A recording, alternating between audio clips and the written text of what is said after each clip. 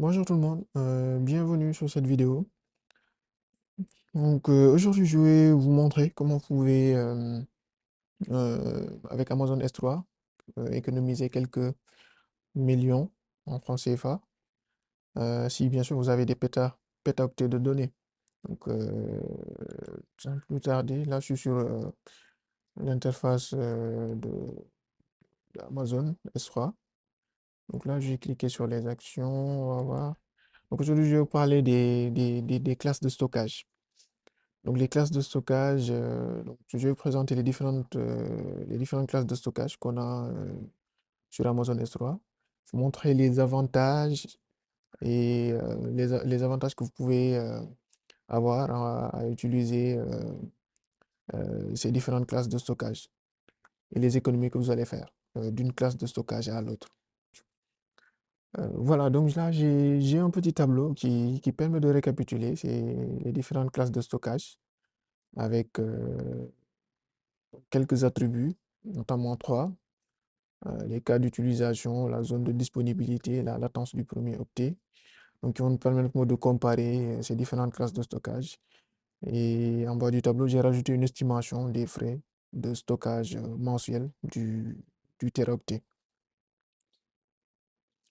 Voilà, donc c'est pas l'intégralité des propriétés nécessaires pour la comparaison que j'ai rajouté à ce niveau.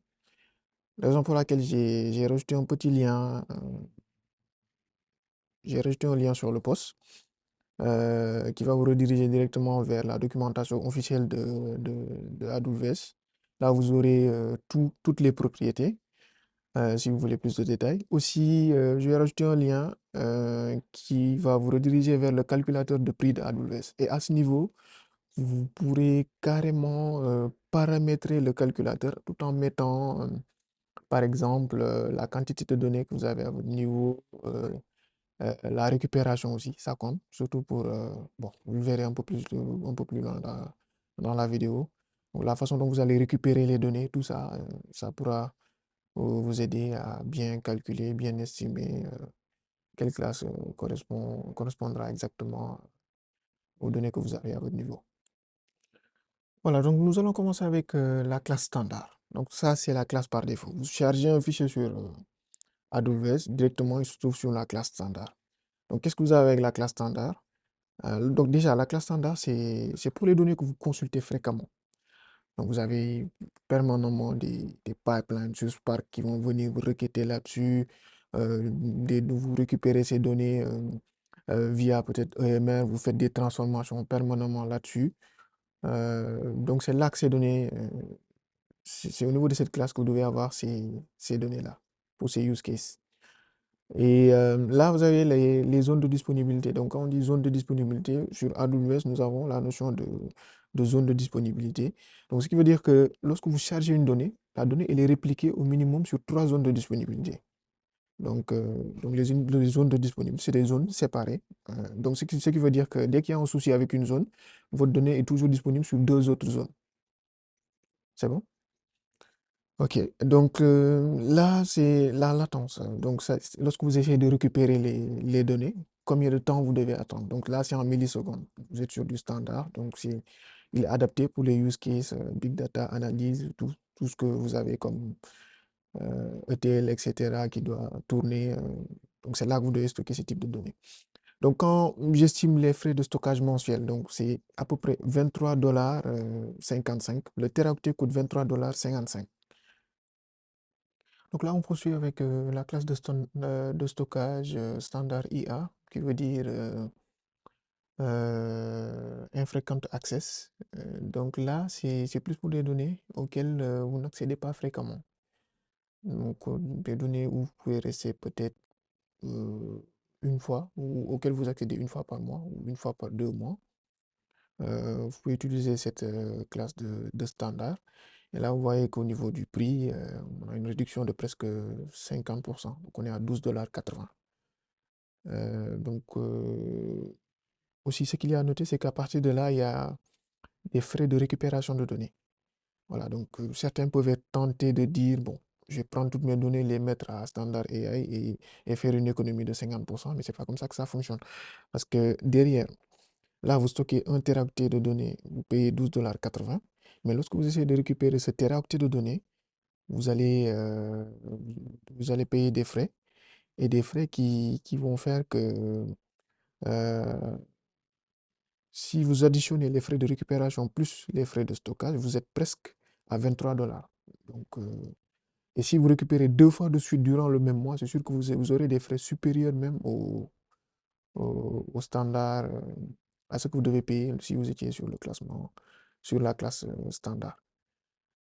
Donc, comme c'est indiqué au niveau de, comme il c'est indiqué par Amazon, lorsqu'on utilise cette classe de stockage, il faut être sûr et certain que ces données, vous n'avez besoin de ces données qu'une seule fois ou une fois par 2 mois ou par 2 mois ou par trimestre, quelque chose comme ça.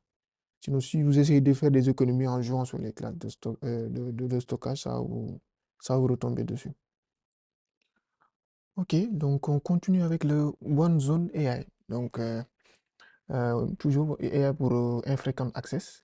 Donc, cette classe de stockage est réservée aux données qu'on peut recréer facilement. C'est-à-dire des données qu'on peut recréer et qui sont peu consultées.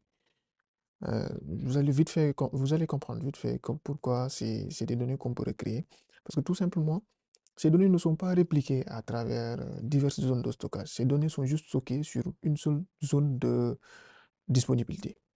Donc, ce qui fait que j'ai un problème avec cette zone de disponibilité, vous risquez de perdre vos données. C'est pourquoi on dit que c'est plus des données que vous pouvez recréer facilement et que vous consultez pas fréquemment que vous pouvez stocker à ce niveau de stockage. Donc, c'est cette zone de stockage, vous pouvez stocker peut-être, si vous avez un backup qui est déjà stocké, archivé quelque part, donc vous faites une copie de ce backup. Cette copie de backup, vous pouvez stocker ça avec cette classe de stockage parce que si vous perdez la copie, c'est pas grave, vous avez toujours le backup. Ou bien si vous avez des factures, par exemple, vous avez généré depuis un CRM ou un autre outil, vous pouvez stocker ces factures à ce niveau. Parce que tout simplement, si vous perdez ces factures, vous pouvez aller les régénérer de nouveau. Donc c'est surtout des données qu'on peut recréer, qu'on met à ce niveau, qu'on peut recréer et qu'on consulte pas fréquemment. Voilà. Donc quelqu'un qui prend les données de sa boîte, qui les met à ce niveau, il y a un souci, c'est sûr qu'il se fera virer sans explication. Voilà. Donc, faut vraiment regarder le cas d'utilisation avant de s'engager sur cette classe de stockage. Donc le prix, lui, il est à 10,24 $. Donc on a 2 $ de moins sur le teraoctet que sur la classe de stockage standard AI. Ok, là ensuite sur la classe S3, Glacier, Instant Retrieval. Donc là, on est en mode, à partir de là, on est en mode archive. Donc ça, c'est plus pour des données archivées qui sont consultées une fois par trimestre. Par contre, quand on a besoin de les consulter, on veut les récupérer de façon instantanée. Donc c'est à cette catégorie de données qui est réservée cette classe. Et donc là, on a les mêmes avantages hein, au niveau de la réplication sur les zones de disponibilité. On a un accès en millisecondes. Et là, le prix de stockage du téraoctet, il est à 4,10 $. Donc moi, je suis sur la région US Est 1, Virginie. Et je suis sûr qu'il y aura des frais d'extraction qui seront appliqués à ça. Donc toujours quand on essaie de prendre ces données de stockage à ce niveau pour faire des économies, si on les récupère plusieurs fois de suite, on risque de se retrouver à des frais qui sont sensiblement égaux au- à la, à la classe standard. Ok, là on continue avec la classe Glacier, Flexible Retrieval. Donc là, c'est pour des données d'archives qu'on va consulter une fois par année. Donc on a les mêmes paramètres côté zone de disponibilité. Donc la différence est à ce niveau et au niveau du prix. Donc là, ces données, lorsqu'on veut les récupérer, on va attendre des minutes ou des heures. C'est-à-dire que là, j'ai besoin de la donnée, je vais créer un job de récupération de la donnée et ça peut prendre des minutes, ou bien des heures avant d'avoir accès à ces données. Et là, le prix, donc le prix au téraoctet à 3,71 dollars. Voilà. Donc, côté archive, on va finir avec le S3 Glacier Deep Archive. Donc là, ce sont des archives qui sont consultées au moins d'une fois par année. Voilà, on peut rester même des années hein, sans avoir à toucher à ces données-là. Par exemple, si vous avez des données de plus de 5 ans, des données sur lesquelles bon, c'est sûr que vous ne faites plus trop de... Il n'y a plus de job, vous ne faites pas grand-chose avec. Vous pouvez les stocker à ce niveau. Mais n'empêche, si vous en avez besoin, côté zone de disponibilité, on a la même chose hein, que le flexible retrieval. La différence est à ce niveau et au niveau du prix, surtout à ce niveau. Donc, ces données qui sont dans le Deep Archive, lorsque vous voulez les récupérer, vous initiez un job et ça va prendre des heures avant d'accéder à ces données. Donc, quand on dit heures, ça peut aussi prendre des jours, voilà, avant que Amazon vous restitue ces données-là. Par contre, côté pricing, vous avez quelque chose, c'est vraiment abordable. Donc, on est à 1 dollar, 0,03 le teraoctet. Voilà, donc on va conclure avec le S3 Intelligent Tiering. Je l'ai mis en dernière position. Donc là, c'est plus pour les données euh, qui ont un mode d'accès imprévisible, c'est-à-dire vous ne savez pas, est-ce que vous allez les utiliser fréquemment, est-ce que vous allez les utiliser une fois par mois, une fois par trimestre, une fois par semestre ou une fois par année. C'est des données dont vous ne pouvez pas prévoir l'utilisation.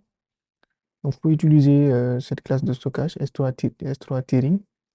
Alors, en quelque sorte, ce qu'il va faire, lui, c'est il va analyser les données.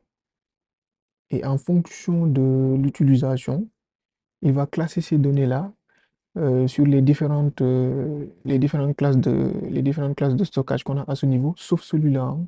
Il va jamais vous classer vos données à ce niveau. C'est plus entre le standard AI, Glacier Instant Retrieval, Flexible et Deep Archive. Voilà, donc là, vous avez le même niveau zone de disponibilité. Les données sont répliquées sur 3 zones de disponibilité. Côté latence, millisecondes, bon, ça c'est dans le cas où il a classé les données dans standard. Mais par exemple, s'il les classe dans le Deep Archive ou ailleurs, c'est sûr que ça va prendre du temps avant de récupérer ces données. Donc côté estimation prix, c'est un peu plus compliqué parce que lui, il va analyser les données et les classer en fonction de leur utilisation par classe de stockage. Donc pour estimer un peu le teraoctet, combien il coûte, ce que j'ai fait, c'est que j'ai pris un teraoctet et je l'ai réparti de la façon suivante. Donc j'ai mis 10% dans le standard, dans la classe de stockage standard, 20% dans le Infrequent Access, j'ai mis 20% dans le glacier Instant Retrieval et 50% dans le glacier Deep Archive. Donc c'est cette estimation-là qui donne à peu près 6,41 $ pour le teraoctet. Notez aussi le fait qu'avec S3 Tiering, il y a des frais supplémentaires qui sont entraînés par la surveillance de ces données, cette analyse qui est effectuée. Donc, comme cas pratique, prenons le cas d'une boîte qui a à peu près 10 pétaoctets de données. Et sur ces 10 pétaoctets, après investigation, on se rend compte que, bon, on va juste prendre un pétaoctet. Un pétaoctet qui n'est, il y a un pétaoctet qui n'est pas du tout utilisé. Donc ce pétaoctet peut être archivé en quelque sorte. Donc là, je suis sur le calculateur de AWS et on va faire une simulation sur ce pétaoctet-là. Donc là, j'ai coché la classe S3 standard et la classe S3 Deep Archive. Donc on va faire les calculs sur ces deux classes de stockage. Donc on commence avec la classe standard. Donc on a un pétaoctet, ce qui fait 1000 teraoctets. Voilà. Donc à ce niveau, c'est teraoctets par mois. Donc ce qui fait que, bon, il y a d'autres cases, on va les ignorer. Juste prendre le coût mensuel. Donc là, comme vous pouvez le voir, on a un coût mensuel qui est de 22 067 $. Donc ce qui fait à peu près en francs CFA 13 350 000, quelque chose comme ça. Donc retenez ce montant. Donc on va refaire la même chose. Maintenant, ce pétacouté, s'il est archivé, on va refaire la même estimation, mais cette fois-ci sur le Deep Archive. Là, je diminue le nombre de zéros. Voilà. Voilà, 10 teraoctets. Donc on laisse les autres cages vides comme sur l'estimation précédente. Donc là, on voit qu'on a un coût, un coût de 1000 $, 1027 $, quelque chose comme ça. On a 1000 $ 27, quelque chose comme ça. Donc ça, ce qui fait à peu près en francs CFA 621 335, quelque chose comme ça. Donc vous voyez déjà l'économie monstre qui est réalisée juste en déplaçant un seul pétaoctet, juste en archivant un seul pétaoctet. Donc si la boîte en a 10, ça veut dire que les 9 restants, ils peuvent être dispatchés sur les classes restantes. Le instant retrieval, le glacier instant retrieval, le infrequent access, etc. Donc on distribuer le reste des pétaoctets là-dessus et faire des économies sur le montant global à payer à la fin du mois. Voilà, donc c'était tout pour la vidéo. Si ça vous a été utile, n'hésitez pas à liker, commenter, partager.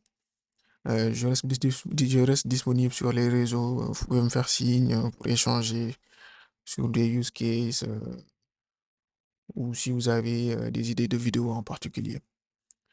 Voilà, c'est tout. Donc, restez connectés. Il y aura d'autres vidéos sur les sujets Big Data sur AWS.